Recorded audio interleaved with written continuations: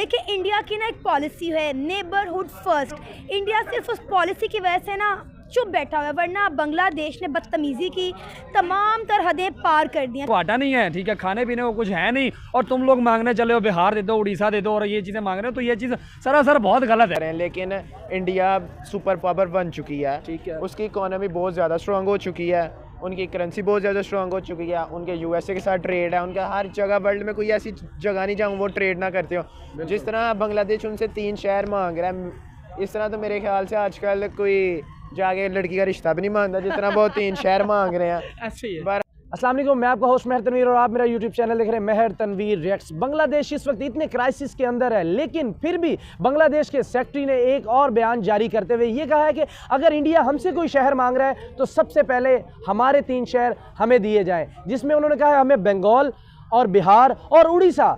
बांग्लादेश अपने मुल्क को तो चला नहीं पा रहा, जो उनके पास जितना मुल्क है, लेकिन वो इंडिया से मांग कर रहा है कि हमें जो हमारे 3 शहर हैं वो दिए जाएं। हालांकि वो इंडिया की अपनी रियासत है, लेकिन बांग्लादेश मुझे समझ नहीं आ रहा किस वजह से कह रहा है कि हमें वो 3 शहर दिए जाएं। आइए पाकिस्तानी पब्लिक से बात करते हैं और रिएक्शन लेते हैं कि आखिर बांग्लादेश क्या करना चाह रहा है। ऑलरेडी इतने ज़्यादा क्राइसिस है और मजीद को दावत देने जा रहा है। अस्सलाम वालेकुम। वालेकुम सलाम। सर, आप जानते होंगे यकीनन बांग्लादेश के इस टाइम क्राइसिस से घिरा पड़ा है, लेकिन फिर भी वो इंडिया के साथ बाज नहीं आ रहा, कहीं ना कहीं छेड़खानी करते हुए नजर आ रहा है हमें। बांग्लादेश को अब बंदा क्या कहे, पहले उन्होंने 1971 में पाकिस्तान के साथ ये किया, अब वो चाह रहे हैं कि हम इंडिया के साथ भी वही हाथ करें। लेकिन इंडिया सुपर पावर बन चुकी है, ठीक है, उसकी इकोनॉमी बहुत ज़्यादा स्ट्रांग हो चुकी है, उनकी करेंसी बहुत ज़्यादा स्ट्रांग हो चुकी है, उनके यूएसए के साथ ट्रेड है, उनका हर जगह वर्ल्ड में कोई ऐसी जगह नहीं जहाँ वो ट्रेड ना करते हो। जिस तरह बांग्लादेश उनसे 3 शहर मांग रहा है, इस तरह तो मेरे ख्याल से आजकल कोई जाके लड़की का रिश्ता भी नहीं मांगता जिस तरह वो 3 शहर मांग रहे हैं। ऐसे ही है। बहरहाल ये जो 3 शहर, उनसे पहले पूछा जाए आप अपना मुल्क चला रहे हैं, ठीक तरीके से चला रहे हैं, अपनी इकोनॉमी बताएं कि अब अगर आपकी इंडिया से बेहतर इकोनॉमी है तो आप वो 3 शहर ले लें, और आपकी इंडिया से बेहतर क्या, मैं क्या कहूँगा, आप इंडिया से लेके ही खाते हो। सही है। तो कोई उंगली फड़ाए थे बाँ नहीं फड़ी थी। बिल्कुल। तो इस तरह ही है कि उन्होंने पहले अपनी कंट्री वाल तवज्जो करनी चाहिए, इंडिया को जिन्ना तो जिन्ना फ़ायदा चुक सकते हैं चुकना चाहिए, उनके साथ बना के रखें, वो ट्रेड पार्टनर बने, वो उनके साथ यूएसए दूसरी जिस तरह कंट्रीज़ हैं उनके साथ अपने रिलेशन स्ट्रॉन्ग करें, जिसकी वजह से उनकी ट्रेड अच्छी हो। उनकी ट्रेड अच्छी होगी तो ज़ाहिर बात है बैलेंस ऑफ पेमेंट बेहतर होगा, करेंसी बेहतर होगी तो इनकी इकोनॉमी थोड़ी सी स्ट्रांग होगी। जब वो इकोनॉमी स्ट्रांग होगी, उनको लग जाएगी कि हम इंडिया के सामने आके खड़े हो सकते हैं, तो फिर आप, लेकिन फ़िलहाल अभी ये बात नहीं समझ आती। अभी कुछ दिनों पहले तो स्टूडेंट देख लेना, एक मुल्क के स्टूडेंट ने उनकी हुकूमत गिरा दी है, तो वो इंडिया से अब अपना वो शहर मांग रहे हैं। ये कोई एक बात समझ नहीं आती। वैसे उनका शहर बनता नहीं है, बिहार उड़ीसा और बंगाल इंडिया की अपनी रियासत है, शुरू से उनके अंडर में, लेकिन ये बांग्लादेश का क्या टॉपिक छेड़ है। बिल्कुल कोई जवाब नहीं बनता इस तरह का सवाल करने का इंडियन के साथ कि भाई हमें बंगाल और ये हमें 3 शहर वापस किए जाएं। ये तो ऑलरेडी उनके जेरे असर है, जेरे उनकी रियासत के एक हिस्सा है, तो ये सवाल तो बिल्कुल ही बचकाना और पागलाना नहीं है। ये जो 3 शहर है ना, ये मेरे जब पाकिस्तान और बांग्लादेश इकट्ठे थे, मैं ये बांग्लादेश के पास थे, ठीक है, अब वो वापस मांग रहे हैं। लेकिन वही बात है, जब चिड़िया चुग गई खेत तो अब क्या फ़ायदा। सही है। तो अब इतनी देर बाद कोई चीज़ वापस मांगते समझ नहीं आती है, क्योंकि अब उनकी हुकूमत है, वो पावरफुल हैं। वैसे भी बात है आजकल जिसके पास पैसा है वही है, और इकोनॉमी देखें ना इंडिया की कितनी ज़्यादा स्ट्रांग है, उनका पार्टनर यूएसए है, इजराइल उनका पार्टनर है।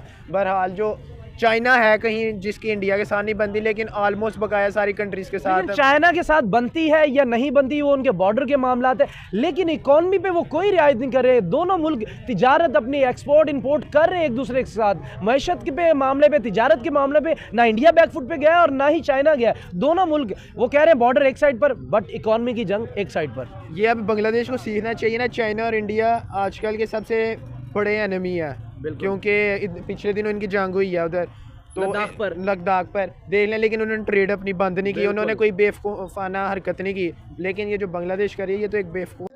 अस्सलाम वालेकुम। वालेकुम अस्सलाम। देखने वाले यकीनन इस चेहरे से बाखूबी वाकिफ़ होंगे। सना अमजद मेरे साथ हैं और इंडिया में तकरीबन 80 से 90% लोग इनको जानते हैं और इनको पसंद करते हैं। मैम, इस वक्त आप देख रही होंगी बांग्लादेश की जो बदतमीज़ी है, जो हालात हैं, वो कहीं ना कहीं इंडिया से बहुत ज़्यादा हिट कर रहे हैं। लेकिन इंडिया आप क्या समझती हैं, क्या होगी नरेंद्र मोदी और डॉक्टर जयशंकर की खामोशी की क्या वजह समझती हैं आप?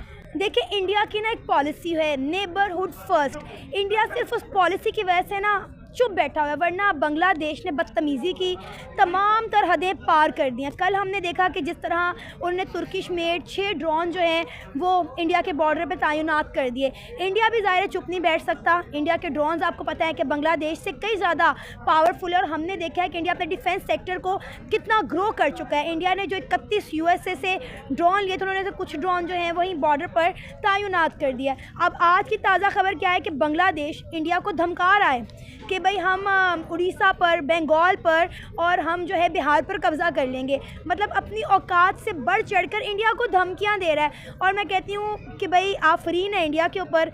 मैं दाद देती हूँ इंडियन आर्मी की, इंडियन इदारों की। वो अपनी नेबरहुड फर्स्ट पॉलिसी को मद्देनज़र रख के खामोशी इख्तियार किए हुए हैं, बल्कि वो अपने सरकारी अफसरों को भेज रहे हैं कि भाई जाओ जाके इन बेवकूफ़ों को समझाओ कि अपने पैरों पे खुद कुल्हाड़ी ना मारें। लेकिन वो होश के नाखून नहीं ले रहे। इंडियन आर्मी चाहे ना तो 10 मिनट के अंदर अंदर मैं कहती हूँ बांग्लादेश का नाम सफ़ाई हस्ती से मिटा सकती है। जितना शोर इस वक्त बांग्लादेश के इदारों ने और सियासतदानों ने मचाया हुआ है ना, मैं कहती हूँ उसका 10%, सिर्फ 10% इंडियन आर्मी ने कर दिखाया ना, तो इनका जो है नामो निशान नक्शे से ही मिट जाएगा, दुनिया के नक्शे से। देखिए, इंडियन आर्मी हो, इंडियन हुकूमत हो, नरेंद्र मोदी, डॉक्टर जयशंकर बिल्कुल साइलेंट बैठे हैं, लेकिन इनको भी कहीं ना कहीं वायलेंट होना पड़ेगा, क्योंकि आवाम का प्रेशर अब इंडिया से आवाज़ें उठना शुरू हो गई कि बंगालियों को निकाला जाए। देखिए, पॉलिसी जो भी हो, लेकिन जब आवाम की आवाज़ आती है तो हर मुल्क की हुकूमत घुटने टेकने पर मजबूर हो जाती है। तनवीर, अभी आपने देखा कि जब बांग्लादेश में ये सियासी सो कॉल्ड सियासी इनकलाब आया तो वहाँ की यूथ ने, वहाँ के इंतहा पसंद लोगों ने हिंदू कम्युनिटी के साथ क्या किया? मंदिरों को डिमोलिश किया गया, ख़वातीन के रेप किए गए, बच्चों पे जुल्म और तशद्दुद किया गया, हिंदुओं को के घर जो थे वो जला दिए गए, उनकी दुकानों को लूट लिया गया, कितने मंदिर इन्होंने डिमोलिश कर दिए। तो इंडिया की आवाम क्या नहीं भड़की? इंडियन मीडिया पर आपने नहीं सुना उन्होंने क्या कहा कि एक एक बांग्लादेशी को जो है वो कॉलर से पकड़ कर 48 घंटों के अंदर अंदर बाहर निकाले। जहाँ कोई बांग्लादेशी नज़र आता है उसको पकड़े और के चल निकल यहाँ से। तो ये आग भड़क चुकी है। कब तक इंडिया के इदारे चुप बैठेंगे? इसका रिएक्शन आपने देख लिया है। कल उन्होंने ड्रोन लगा दी अपने भी बॉर्डर पे, तो इंशाल्लाह मुझे उम्मीद है कि इंडियन आर्मी से खामोश नहीं रहेगी, इसका कोई ना कोई जवाब देगी। उन्हें पता है यार हमने कुछ किया तो बांग्लादेश का बचना कुछ नहीं है। लेकिन कहीं ना कहीं इंडियन हुकूमत भी तो मजबूर है, क्योंकि बड़ा हैवी किस्म का इन्वेस्टर उधर बैठा है बांग्लादेश के अंदर जो इंडिया से इन्वेस्ट हुआ है। तो ये कहीं ना कहीं उनको ये तो नहीं नरेंद्र मोदी और डॉक्टर जयशंकर सोच रहे कि यार अगर नुकसान किया तो अपना ही करना है, कौन सा बांग्लादेशियों का। देखें, बांग्लादेश ने पहले इंडिया को बोल दिया था कि आप अपना इन्वेस्टर यहाँ से निकाल दें। इंडिया ने भी गैरत का मुजाहिरा किया। उन्होंने कहा इससे पहले ये लोग एक्शन लें। इंडिया ने अपने सारे चलते चलाते प्रोजेक्ट बांग्लादेश के अंदर बंद कर दिए थे। अभी भी आप देखें बांग्लादेश के पास अपनी बिजली नहीं है। इन्होंने $1 मिलियन का जो है वो बिजली का बिल देना। सिर्फ इनकी बिजली ही बंद कर दी जाए ना तो मैं कहती हूँ बांग्लादेश आधे से ज़्यादा वैसे अंधेरे में डूब जाएगा। अब ये इंडिया को ड्रोन की धमकियाँ दे रहे हैं। देखें, 3 बॉर्डर इनके इंडिया को लगते हैं। इंडिया चाहे तो उनके तमाम बॉर्डर्स ब्लॉक कर सकता है। फिर ये कहते हैं कि हमारे पास बहरी रास्ता भी है, समंदरी रास्ता है, हम वो यूज़ करेंगे। तो उनको अक्ल नहीं है कि वो भी इंडिया से होकर ही गुजरता है। तो भाई बांग्लादेश का इंडिया के बगैर गुजारा नहीं है।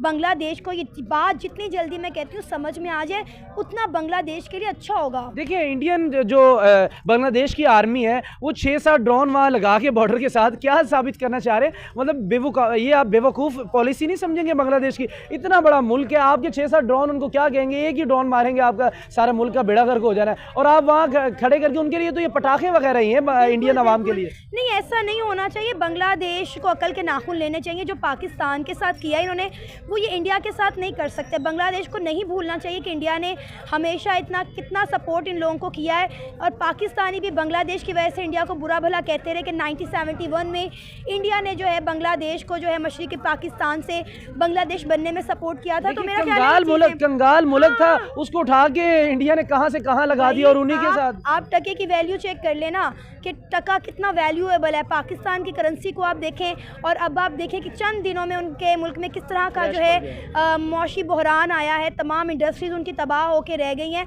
तो बांग्लादेश ने तो अपने पैरों पे खुद कुल्हाड़ी मारी। ठीक है, उन्होंने शेख हसीना वाजिद का तख्ता पलटा, ओके फाइन, लेकिन जो उन्होंने हिंदू कम्युनिटी के साथ किया, वहाँ पे माइनॉरिटीज़ के साथ किया, वो गलत था। वो नहीं होना चाहिए। अभी बांग्लादेश के अंदर फिर से एहतजाज होना शुरू हो गए हैं डॉक्टर यूनुस के खिलाफ। क्या समझ रही लेकिन कि 4 माह के अंदर क्या इस तरह का हो गया कि अब डॉक्टर यूनुस के खिलाफ भी होगी आवाम उधर की? देखें, डॉक्टर यूनुस मेरा ख्याल है वो वक्ती तौर पर वहाँ पे अपनी जगह पे बराजमान है, तो जाहिर है उन्हें एक प्रॉपर इलेक्शन करवाने चाहिए और थ्रू इलेक्शन जो मेरा ख्याल है कि बंदा जो डिज़र्व करता है इस चीज़ को उसको आना चाहिए। उनके पास तो पैसे ही नहीं है, इलेक्शन कैसे करवाएंगे? फिर इंडिया के साथ सुलह सफाई कर ले, यही हल है, इसके अलावा और कोई हल नहीं। फाइनली क्या पैगाम देंगी बांग्लादेशी आवाम को? भाई माफ़ी मांग लो तुम लोगों का इंडिया के बगैर गुजारा नहीं है। तो मेरा ख्याल है कि इंडिया को भी बड़े दिल का मुजाहरा करना चाहिए। इंडिया ने अगर मालदीव्स को माफ़ कर दिया था, श्रीलंका को माफ़ कर दिया था, उसकी मदद की थी क्राइसिस में, तो मेरा ख्याल है इंडिया जो है वो बांग्लादेश को भी माफ़ कर देगा। माफ़ तो करना चाह रहे हैं लेकिन वो माफ़ी वाले काम नहीं कर रहे हैं। नहीं, यही तो कह रही हूँ, अपनी ये जो हरकतें कर रहे हैं ये बंद करें और अच्छे तरीके से इंडिया के साथ सुलह सफाई करें। इंडिया ने हमेशा मालदीव्स को भी साथ दिया है तो इनका भी साथ देगी, तो इंडिया हमेशा बड़े दिल का मुजाहिरा करता है। तो ये मेरा ख्याल है अपनी हरकतें छोड़ें और इंसान के बच्चे बन जाएं। बहुत शुक्रिया यार। फर्स्ट ऑफ ऑल तो मैं ये कहना चाहूँगा कि देखिए, अगर हम लोग बाउंड्रीज को साइड में रखें, पाकिस्तान इंडिया का जो क्लैश चलता रहता है उसको साइड पे अगर रख के कहें ना, कोई अगर हक की बात करेंगे तो उसमें ये है कि देखिए अभी बांग्लादेश के हालात देख लें, उसमें वो पहले ही क्राइसिस से गुजर रहा है, ठीक है। उनसे अपना मुल्क तो संभाला नहीं जा रहा है, लोग उधर भूख से मर रहे हैं, ठीक है। अभी पाकिस्तान के जैसे हालात हैं और अभी जो हम कहें कि हमें उड़ीसा दे दो या हमें कश्मीर दे दो तो बात गलत है ना। हमारे खुद के पेट नहीं भर रहे, हमारी हुकूमत के जो हालात हैं, ठीक है। तो बात ये है कि जो रिजवी है उसने कहा जी मुझे अपना बंगाल भी दे दो, मुझे उड़ीसा भी दे दो, मुझे बिहार का भी आई थिंक बोला है ना, बिहार भी मुझे दे दो। तो मतलब ये कैसे है?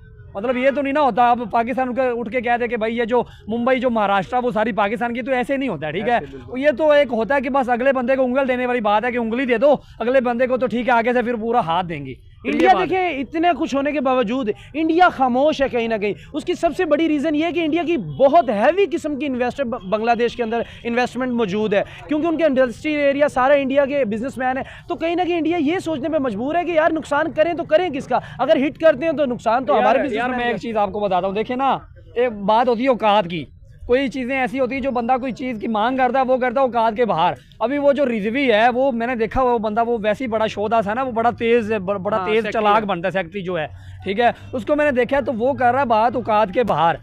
जो इंडिया वाले हैं वो इतना इंडिया जो अभी टॉप 5 कंट्रीज़ में उनकी चेक कर लें आप, इकॉनमी में वो लार्जेस्ट कंट्रीज़ में, और जो उनकी इकॉनमी है बहुत आगे बढ़ गई है, तो वो भाई वो इतना बड़ा अभी हो गया, वो इनकी बात को सीरियस नहीं ले रहे। सीरियस नहीं देखिए, बंदा बात को सीरियस तब लेता है जब आगे से कोई दूसरे जो कंट्री का, जब कोई प्राइम मिनिस्टर बात करता है, प्राइम मिनिस्टर की असल बात पे होती है, ठीक है ना, हमेशा में। अभी कोई हुकूमत नाम की चीज़ ही नहीं, हुकूमत, यही तो बात है ना कि आगे उनके पास वो खाने को आटा नहीं है, ठीक है, खाने पीने को कुछ है नहीं, और तुम लोग मांगने चले हो बिहार दे दो, उड़ीसा दे दो, और ये चीज़ें मांग रहे हो, तो ये चीज़ सरासर बहुत गलत है। और जाहिलियत का आलम ये देखें कि अपने बॉर्डर के ऊपर उन्होंने टर्किश डॉन तैनात कर दिए, यानी कि इंडिया के साथ वो सोच रहे हैं हम जंग करने के बारे में, इंडिया के साथ जंग करने के लिए बारे में बांग्लादेश वाले। यार अब ना मैं अब सीधी बात पे आता हूँ कि देखो 1971 की जंग का हम सबको पता है, जो पाकिस्तान और इधर बांग्लादेश में हमारा मसला चला था वो आपको भी पता है। तो वो जंग में क्या हुआ था, वो बांग्लादेश का साथ किसने दिया था? इंडिया ने दिया था ना। हम सबको पता है कि अगर उधर इंडिया वाले ना आते तो आज वो बांग्लादेश पाकिस्तान का हिस्सा होता, ठीक है। तो खैर ये है कि इंडिया वालों ने इतने बुरे वक्त में उनका साथ दिया है, तो अब उनका काम नहीं बनता कि वो अपने मतलब, बल्कि बंदा ये कहता है कि यार जैसे अभी आपको पता है ना गिलगित बल्तिस्तान, ये कश्मीर का थोड़ा हिस्सा जो पाकिस्तान है किसको दिया? चाइना को। तो बल्कि बंदा ये कहता है कि यार ये गिफ्ट के तौर पर हम तुम्हें खुद का इलाका दे रहे हैं, हमसे तो संभाला नहीं जा रहा, लेकिन वो चले उड़ीसा बिहार चले, भाई थोड़ा अपनी औकात देखो, अपना काम, मछली खाओ जो तुम्हारा काम है, मछली बेचो और पैसा कमाओ, छोड़ दो ये उड़ीसा के और इसके ख्वाब देखना। अभी नरेंद्र मोदी ने किसी किस्म का रिएक्ट नहीं किया, वो देख रहा है, बर्दाश्त कर रहा है। वो आप क्या सोच रहे हैं, आखिर इंडियन अवाम का भी प्रेशर तो नरेंद्र मोदी को झेलना पड़ेगा। अगर इंडियन अवाम का प्रेशर आ गया कि जो बंगाली 2 करोड़ बांग्लादेश के अंदर रह रहे हैं निकालो, तो क्या बनेगा बांग्लादेश के? यार वही तो मैंने आपको क्या बात की है कि भाईजान अभी जो इंडिया जिस रुतबे पे पहुंच गया, जिस सतह पे भाई वो जिस सतह पे वो पहुंच गया, अभी वो इसको सीरियस ले नहीं रहे हैं, क्योंकि सीरियस बंदा तब लेता है जब, अब देखे ना, जो पाकिस्तान का प्राइम मिनिस्टर नहीं है, जो एक मिसाल है शहबाज शरीफ है या नवाज शरीफ, जो भी शहबाज शरीफ है, अभी उठ के मैं कह दूं कि ये जो महाराष्ट्र है ये मेरा, ये कश्मीर मेरा है, ये फलाना मेरा, ढमका मेरा, तो ऐसे थोड़ी होता है, ऐसे नहीं ना होता। बात तब होती जब एक मेन बंदा जो प्राइम मिनिस्टर हो वो बात करे। अब वो मोदी उसको सीरियस लेके बैठ जाए, वो तो उसको फेम देने वाली बात है। अब देखें ना, उसको 4 लोग नहीं जानते रिजवी को। हम तो चलो सोशल मीडिया में सारा दिन हमारा काम ही है, हम लोग तो एक्टिव रहते हैं, हमसे तो जिस मर्जी अफेयर के बारे में बात करें, लेकिन ये है कि अब उसको 4 लोग भी नहीं जानते। अब मोदी उसको सर दर्द लेके, अभी उसको पता है कि वो बांग्लादेश वाले हमारा कुछ नहीं उगाड़ सकते। और बाकी रही भाई जंग की बात, तो बांग्लादेश के में उसमें उतनी पोटी नहीं है, या कह लें कि उतनी उनकी औकात नहीं है कि इंडिया के ऊपर हमला करवा सकें या फिर उनके साथ लड़ सकें। वो कह रहे हैं कि भाई ठीक है, आप बॉर्डर बंद कर दें, हम समुद्री रास्ते से तिजारत शुरू कर लेंगे। इतनी बेवकूफ़ ये उनकी पोजीशन है कि जो अगर समुद्री रास्ते से भी आप जा रहे हैं तो कहीं ना कहीं इंडिया ने आपको रास्ते में रोकना तो है ना, समुद्री रास्ता भी तो खत्म होना। मैं आपको एक बड़ी बात कर लूं, देखें अब जो इंडिया है ना, अभी इंडिया का पाकिस्तान के साथ ट्रेड बंद हुआ है, पता है? अगर ट्रेड बंद है तो इसमें नुकसान किसका? पाकिस्तान का ज्यादा। क्यों? क्योंकि भाई जो इंडिया वो ऑलरेडी इतना डेवलप हो चुका है, और इंडिया एक मतलब कह लें कि नंबर 1 जो कंट्री अभी बन गया वो पॉपुलेशन के हिसाब से, ठीक है? तो रकबे के लिहाज से, पॉपुलेशन के लिहाज से इंडिया बहुत बड़ा है, उनकी आबादी बहुत ज्यादा है। तो ट्रेड अगर पाकिस्तान के साथ अगर उनका बंद हुआ है हमारा, तो नुकसान हमारा है। इसी तरह से अगर ये मसाइल अगर बनाएंगे, आगे ये भूख से मार रहे हैं, अगर ये कोई ज्यादा मसला करेंगे तो भाई वो मोदी कहेगा जी तुम्हारे साथ हमारा जो ट्रेडिंग है या फिर आना जाना जो बंद हो गया, तो फिर तुम लोग तो वैसे ही मर जाओगे भूखे। कहीं ना कहीं वैसे भी बंद हुआ पड़ा है, जब से उनके परचम की उन्होंने जलाया है इंडियन। देखें कोई भी परचम हो उसको जलाना, उसके पासपोर्ट को जलाना, उसके मजहबी जो मंदिर है, मस्जिद है, गिरजाघर है, किसी को भी तोड़ना, ये गलत है कहीं ना कहीं। देखिए ना, बात करेंगे अभी पिछले दिनों में हमने देखा कि वो जी इंडियन इसी इशू को लेके, वो शेख हसीना वाला मसला आपको पता होगा, तो उसको लेके तो जो बांग्लादेश में काफ़ी हिंदुओं के साथ बड़ा जुल्म हुआ, ठीक है? तो उसके अगेंस्ट हम भी खड़े हैं भाई, सीधी बात है। एज अ मुस्लिम हम भी जो हिंदू हमारे भाई हैं उनसे हम सॉरी भी करते हैं कि अगर जो देखें जी, जो दिखता है वही बिकता है। जो सोशल मीडिया पे हमने देखा उसके अकॉर्डिंग अगर बात करें तो उसके लिए हम माजरत करेंगे, सॉरी करेंगे हाथ जोड़ के कि भाई अगर वो एज अ मुस्लिम उन्होंने सिर्फ गुस्से के तौर पर हिंदुओं पर जुल्म किया या मंदिर ढाए, जो भी किया वो उन्होंने गलत किया, ठीक है? तो इस चीज़ के मैं अगेंस्ट हूँ। और दूसरी बात यह है कि भाई अगर उन्होंने कारोबार बंद कर दिया, 2-4 माह देख लेंगे आप कि अगर ये इसी तरह करते रहे, तो वो नरेंद्र मोदी ने जो बंगाली उधर बैठे हुए हैं, जैसे अफगानिस्तानियों को निकाल दिया था पाकिस्तानियों ने, ठीक है? तो इसी तरह नरेंद्र मोदी उनको किक करवाएगा, लो जी संभालो अपने बंगालियों को। तो ये चीज़ है भाईजान। बहुत